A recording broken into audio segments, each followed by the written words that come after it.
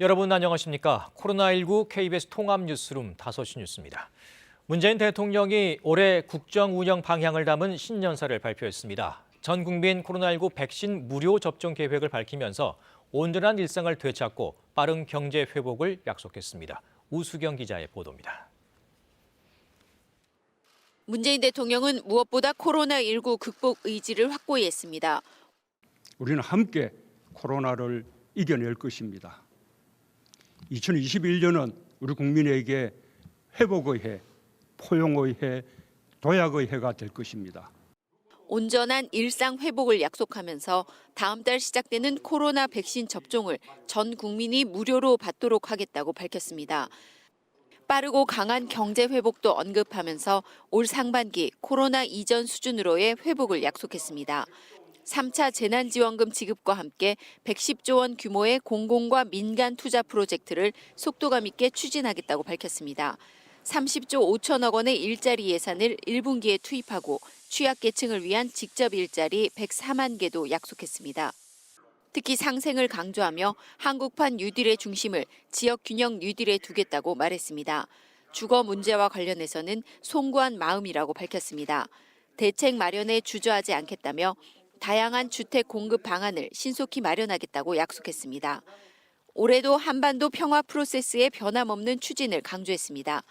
남북 협력만으로도 이룰 수 있는 일이 많다면서 코로나 대응 과정에서 상생과 평화의 물꼬가 트이기를 희망한다고 밝혔습니다.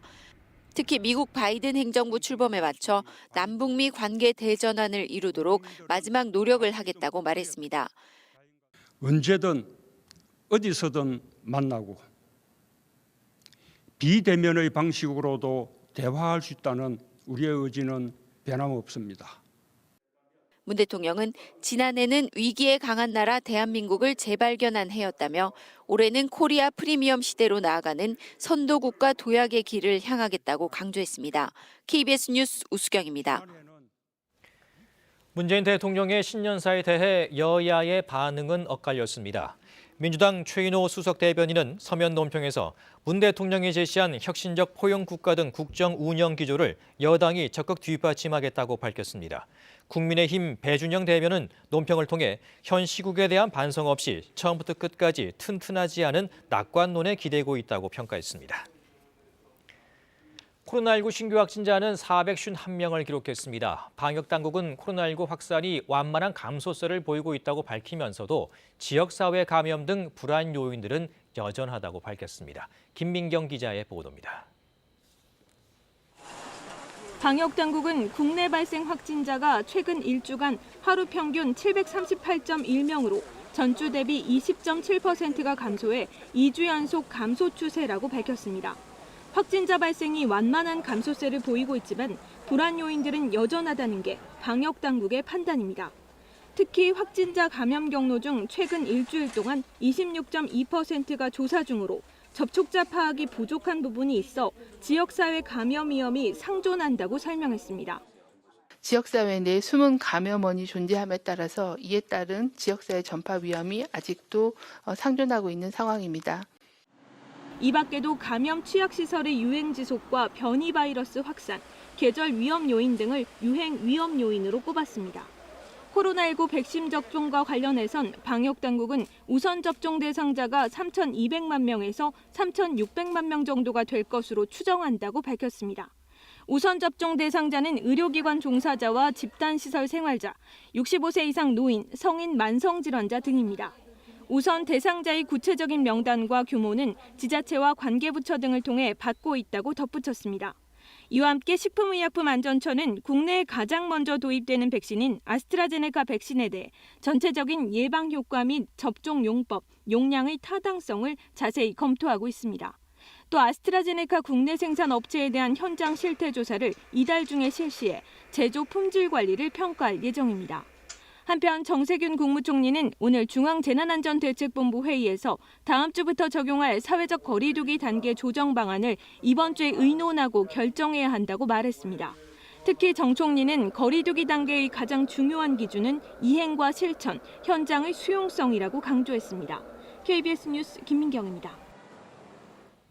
서울은 신규 확진자가 150명 아래로 떨어지며 나흘 연속 100명대를 기록했습니다. 한편 서울시는 상주 열방센터와 관련해 서울에 주소를 둔 방문자 200여 명에게 검사 명령을 내렸습니다. 석혜원 기자의 보도입니다. 서울 은평구의 한 병원.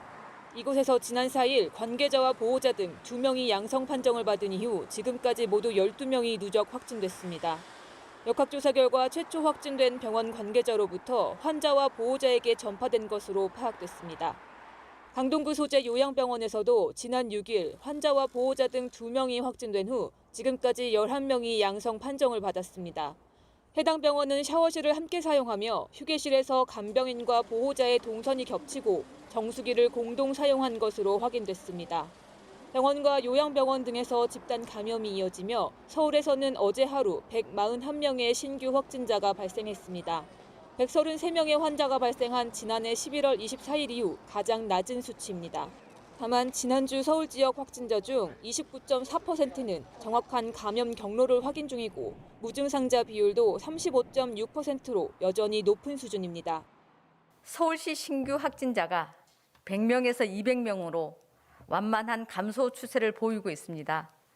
그러나 아직 감소 초기 단계이며 일상에서 대인 간 접촉으로 인한 전파가 많아 긴장을 늦추기에는 여전히 위험한 상황입니다. 서울시는 집단 감염이 발생한 경북 상주 열방센터 방문자 가운데 서울에 주소를 둔 283명에 대해 지난 5일 검사 명령을 내렸습니다. 96명이 검사를 완료했고 이 중 5명이 양성 판정을 받았는데 아직 120여 명이 검사를 거부하거나 연락되지 않았다고 밝혔습니다. 서울시는 이번 주 금요일까지 진단 검사를 받을 것을 촉구하는 2차 이행 명령을 내리고 검사 거부자에 대해서는 고발 조치할 계획입니다. KBS 뉴스 석혜원입니다. 경기도는 신규 확진자가 147명으로 이틀 연속 100명대로 감소했습니다. 하지만 병원과 종교시설과 관련한 감염 사례는 계속 이어지고 있습니다. 김민아 기자가 보도합니다. 경기도의 오늘 0시 기준 신규 확진은 국내 발생 142명과 해외 유입 5명을 합해 147명으로 집계됐습니다. 전날 193명에 이어 이틀 연속 100명대로 감소했습니다. BTJ 열방센터와 관련해 경기도에서 6명이 추가로 확진 판정을 받으면서 누적 확진자는 142명으로 늘었습니다. 용인 수지 산성교회와 관련해서는 4명이 더 감염돼 관련 확진자는 168명이 됐습니다. 안양의 대학병원 관련해 2명이 확진 판정을 받았고 안산 복지시설 3명이 고양 요양병원과 요양원에서 각각 1명씩 추가 확진됐습니다. 경북 상주 BTJ 열방센터를 방문한 경기도민 가운데 지난 8일부터 어제 오후 6시까지 234명이 검사를 받아 이 가운데 26명이 양성으로 나왔습니다. 앞서 이들에 대해 진단검사 이행 행정명령을 내린 경기도는 아직 480여 명이 검사를 받고 있지 않다며 오늘까지 반드시 검사를 받을 것을 요청했습니다. 사망자는 5명 증가했는데 이 가운데 4명은 요양시설에서 전담병상으로 옮겨져 치료를 받다 숨졌습니다. 도내 코로나19 치료 병상은 1,015개 가운데 779개가 사용 중이고 중증 전담 병상은 90개 가운데 28개가 남아 있습니다. 병상 가동에 여유가 생기면서 확진 판정을 받고 24시간 넘게 병상 배정을 기다리는 환자는 없는 것으로 집계됐습니다. 이는 3차 대유행이 본격화된 지난해 11월 말 이후 처음이라고 경기도는 설명했습니다. 한편 중앙방역대책본부 집계 기준으로 인천의 신규 확진자는 22명 늘었습니다. KBS 뉴스 김민아입니다. 북한이 일주일째 8차 당대회를 이어가는 가운데 김정은 위원장이 당의 총비서로 추대됐습니다. 반면 승진이 예상됐던 김여정 제1부부장은 기존 직책에서 제외됐습니다. 열병식은 어젯밤 실시한 정황이 포착됐습니다. 유동엽 기자입니다. 북한 김정은 국무위원장이 어제 8차 당대회에서 노동당의 총비서로 추대됐다고 북한 매체들이 보도했습니다. 총비서 직책은 과거 김정일 국방위원장에게 부여됐던 것입니다. 김정은 위원장이 이제 선대의 반열에 올랐다는 자신감과 유일 지도체계를 강화하겠다는 의도로 해석됩니다.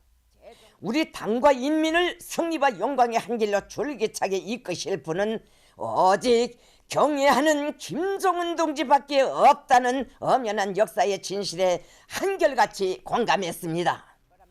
이번 당 대회에서 승진이 예상됐던 김여정 제1부부장은 기존 직책이던 정치국 후보위원회에서 제외된 데다 당의 부장 명단에 이름을 올리지 못했습니다.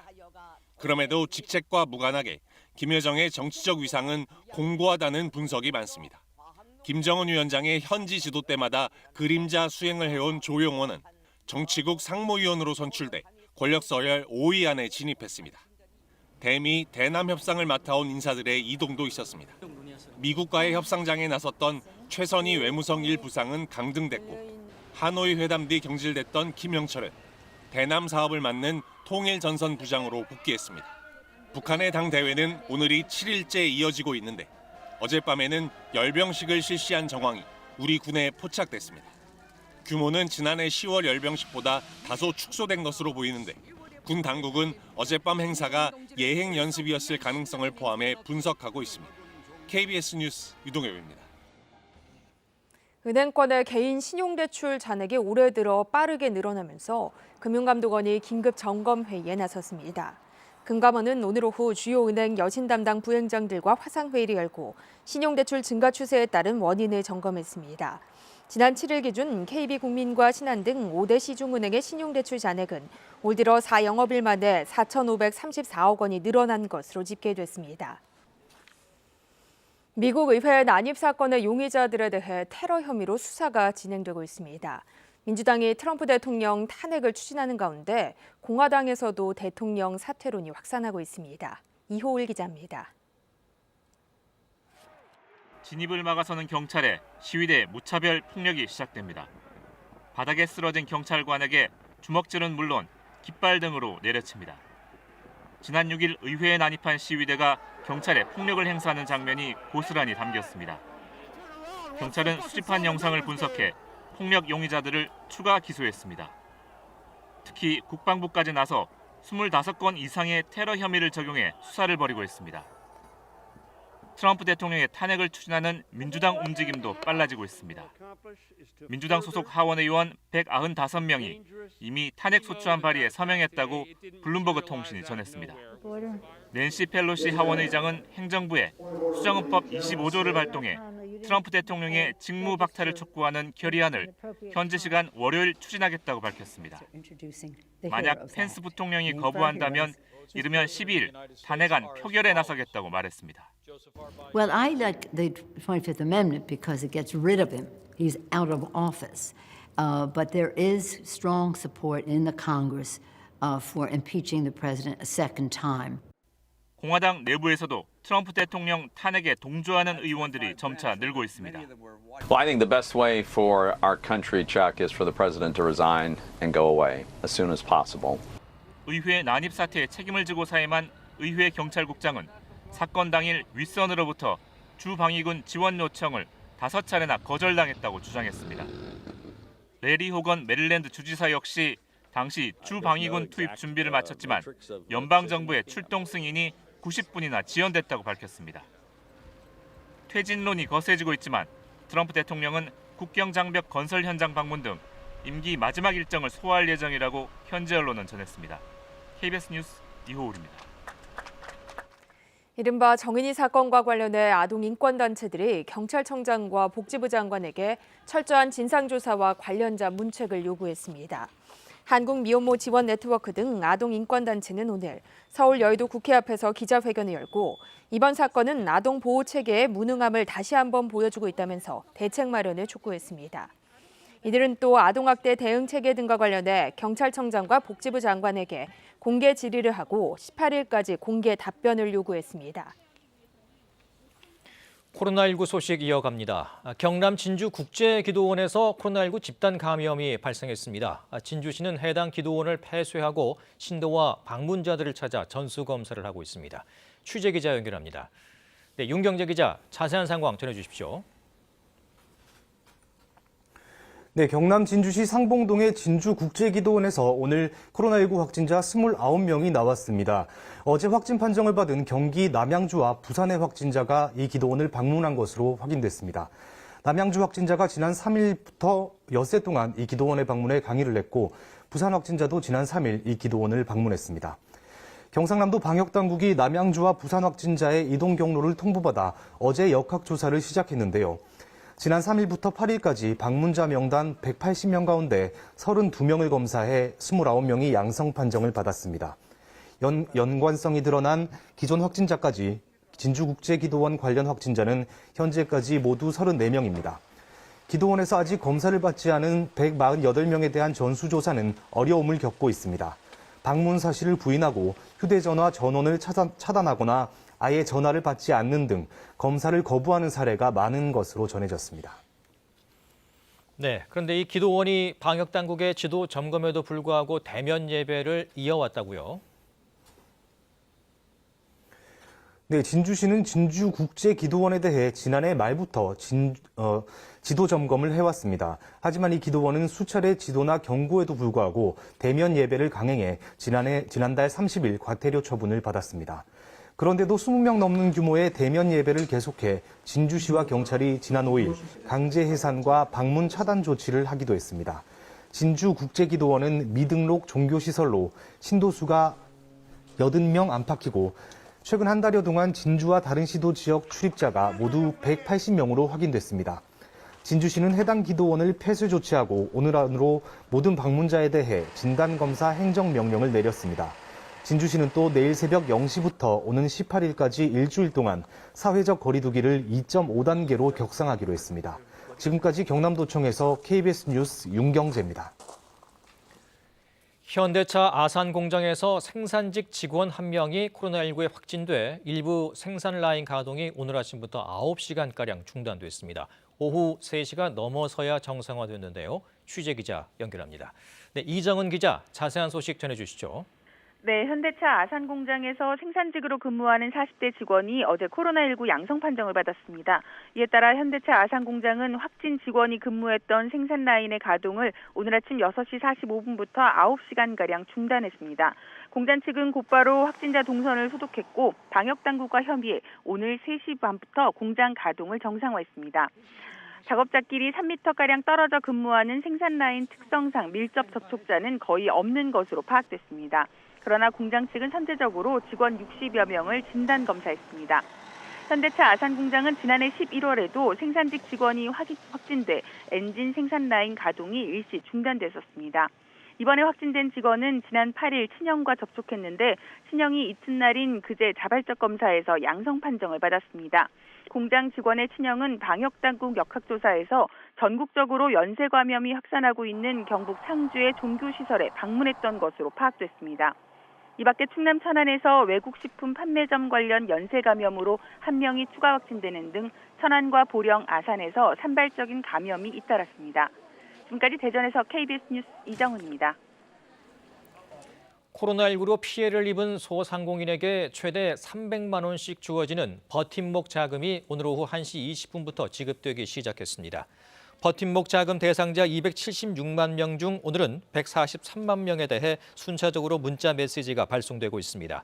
한편 지급 첫날인 오늘 문자가 오지 않는다, 대상이 아니라고 뜬다는 소상공인들의 글이 온라인 커뮤니티를 중심으로 이어지는 등 곳곳에서 혼선이 빚어지기도 했습니다. 다음 달부터 주택을 사고 팔 때 해당 주택의 계약 갱신 요구권 행사 여부를 반드시 서면으로 남겨야 합니다. 국토교통부는 이 같은 내용을 담은 공인중개사법 시행 규칙이 다음 달 13일부터 시행된다고 밝혔습니다. 이에 따라 공인중개사는 중개하는 주택의 세입자가 기존의 계약갱신 요구권을 행사했는지 여부를 확인해 중개 대상물 확인 설명서에 기재하고 관련 자료를 첨부해 집을 사는 사람이 알 수 있도록 해야 합니다. 기록적인 한파로 시설하우스에서 수확기를 앞둔 농작물의 냉해 피해가 우려되고 있습니다. 시설 농가들은 코로나로 소비도 줄고 판매도 어려운 데다 치솟은 난방비 부담까지 삼중고를 겪고 있습니다. 윤현사 기자입니다. 5,000제곱미터 규모의 비닐하우스 안에 애호박들이 주렁주렁 열렸습니다. 기록적인 한파에도 하우스 내부 온도는 영상 13도 이상. 두 겹의 비닐하우스에 보온 커튼과 이불도 모자라 난방기를 가동하고 있습니다. 수확을 앞둔 애호박이 냉해 피해를 입지 않도록 하기 위해서입니다. 한파가 이어지면서 난방비 부담은 1년 새 3배 정도 늘었습니다. 유류비에서 확실하게 차이가 많이 나거든요. 걔네 차이가. 유류비, 전기세 전체적으로 이게 전년도 대비 한 20% 이상은 더 들지 않느냐. 이 시설 하우스는 이중으로 보온 시설이 설치돼 있음에도 하루 평균 10만 원이 넘는 증유를 사용하고 있습니다. 수경 재배를 하는 딸기 농가도 사정은 마찬가지입니다. 비닐하우스를 세 겹으로 만들고 하우스 표면을 덮는 수막으로 내부 온도를 올리고 있습니다. 야간에도 영상 12도를 맞추기 위해 난방기구를 총동원하고 있습니다. 보조 난방기를 준비해서 관리를 하고 있고요. 기계실 같은 경우에는 항상 열등을 켜서 배관이라든지 펌프가 얼지 않게끔 관리를 하고 있습니다. 최근 기후 온난화 관련해 가지고 한파가 예년에 없던 한파가 심해서 농가들이 현장에서 애로를 좀 겪고 있습니다. 코로나19로 체험 프로그램 중단과 소비 부진으로 어려움을 겪고 있는 시설 농가들이 한파로 인한 난방비 부담에 시름에 잠기고 있습니다. KBS 뉴스 윤현서입니다. 5.18 당시 계엄군에 끌려간 시민들이 고문과 폭행으로 다치면 치료를 받았던 옛 국군 광주병원은 5.18 사적지로 지정돼 있는데요. 그런데 최근 이 건물에서 누군가 무단 침입해 불을 피운 흔적이 발견됐습니다. 김호 기자입니다. 짙은 어둠이 내려앉은 마을 산책로에 불쑥 나타난 남성들. 산책로 옆 철제 울타리 안쪽을 잠시 살피는가 싶더니 약 2m 높이를 넘어 내부로 침입합니다. 출입구 앞에 설치된 CCTV에 찍힌 남성들은 5명, 대부분 20대로 추정됩니다. 이들이 들어간 장소는 5.18 사적지 가운데 한 곳인 옛 국군 광주병원 부지. 시민들이 신문당하는 과정에 고문과 폭행으로 다치면 치료를 받았던 곳으로 국립국가폭력 트라우마 치유센터가 들어설 부지입니다. 침입 사건이 발생한 건물 안에서는 담배를 피고 불을 피운 흔적까지 발견됐습니다. 하마터면 더 큰 피해로 이어질 수 있는 사건이었습니다. 무단 침입 사건은 5.18 40주년 기념 전시를 열었던 광주 비엔날레 재단 관계자가 발견했습니다. 업무 상황상 와서 자주 점검을 하는데 그날 들어와 보니까 그래서 그 상황을 확인하고 바로 선임과에 연락드렸던 상황입니다. 광주시는 옛 국군 광주병원 경비를 민간업체에 맡기고 있습니다. 수사 의뢰를 해놓은 상태입니다. 그 사유는 앞으로 이런 일이 재발돼서는 안 되기 때문에 정확히 몇 명이 침입을 해서 어떠한 사유로 어떤 문제를 일으켰는지는 이제 수사 결과에 따라서. 광주시는 다른 5.18 사적지에도 이와 같은 사례가 있는지를 파악한 뒤 CCTV 추가 설치 등의 대책을 검토하고 있습니다. KBS 뉴스 김호입니다.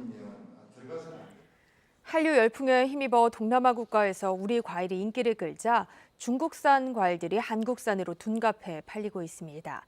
우리 과일 브랜드를 흉내낸 엉뚱한 이름들이 참 과간입니다. 방콕에서 김원장 특파원입니다.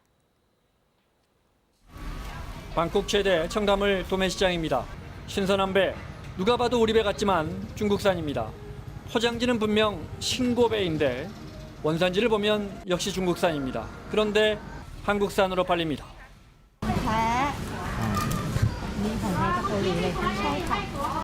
우리말을 어설프게 해석하다 보니 대감의 열매 같은 낯선 표현도 많습니다. 감으로 끝나는 단어를 마구 갖다 붙이다 보니 심지어 교수형감이라고 붙인 감 브랜드도 있습니다. 베트남에서도 역시 짝퉁 한국산 배는 물론이고 중국산 샤인머스켓까지 한국산처럼 팔립니다. 최근에는 한술 더 떠 이 중국산 배는 우리 브랜드와 포장을 완전히 베꼈습니다. 소비자들은 부쩍 한국산을 찾는데 정작 팔리는 건 중국산입니다. That 500 US million, I think the 50% is from China. Korea percentage, I think it's about 5%. 동남아 시장에서 우리 과일로 둔갑한 중국산 과일이 시장을 침식할수록 그만큼 우리 과일의 수출길은 좁아질 수밖에 없습니다. 궁여지책으로 한국산이라고 글씨도 더 크게 써붙이고 매장에 태극기까지 붙여봤지만 현지 소비자들이 이렇게 봤을 때도 한글로 써 있으니까 현지에서 이런 디자인 도용이랄지 이런 거를 법적으로 제재할 수 있는 방법은 사실상 없다. 우리 농식품부는 우리 농산물의 공동 브랜드를 만들어 상표 대응을 해나갈 방침이지만 중국산 과일의 홍수를 이겨내긴 쉽지 않아 보입니다. 방콕에서 KBS 뉴스 김원장입니다. 이어서 오늘의 주식 시황을 KB증권에서 전해드립니다. KB증권입니다. 장중 최고치를 가로치우며 급등세로 출발했던 코스피 지수가 상승폭을 모두 반납하고 약보합 마감했습니다.